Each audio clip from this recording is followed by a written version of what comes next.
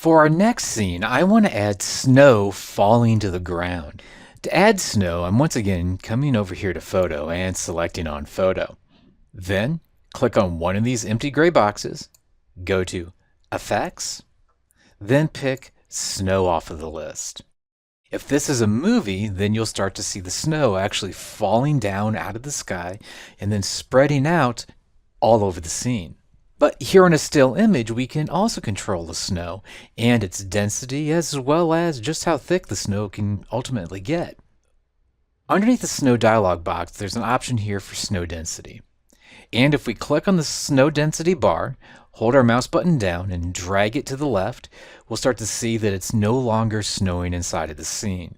But as we pull it to the right, we'll get more snowflakes in the scene. There's an option here for snow layer.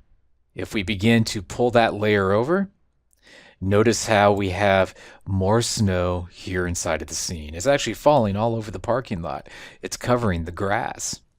If I pull the snow layer over, instead of having a building that just has snow caked all over the outside of the building, you'll start to see that that snow begins to go away on the outside of the building.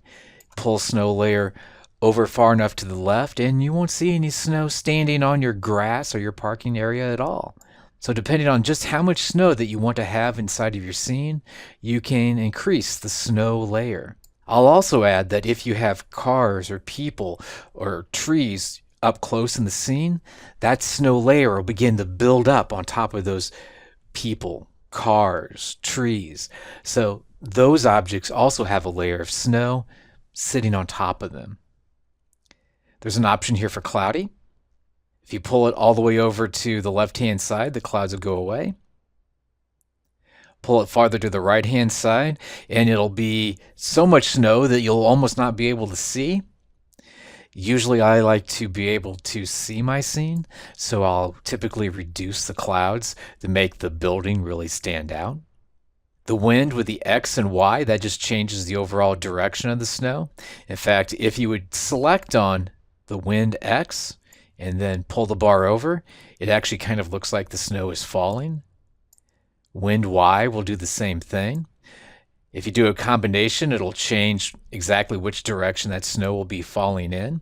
And that affects especially your movies that you create, because that'll be the direction that the wind will be blowing the snow as it's falling down from the sky. And then finally, speed really won't affect our still image, but if we were doing an actual animation, a movie, then you would see that snow falling either very slowly from the sky or quickly from the sky to fill up your scene. To capture your image, go here to Store Camera and click, and now we have a snowy scene for our photo number 5.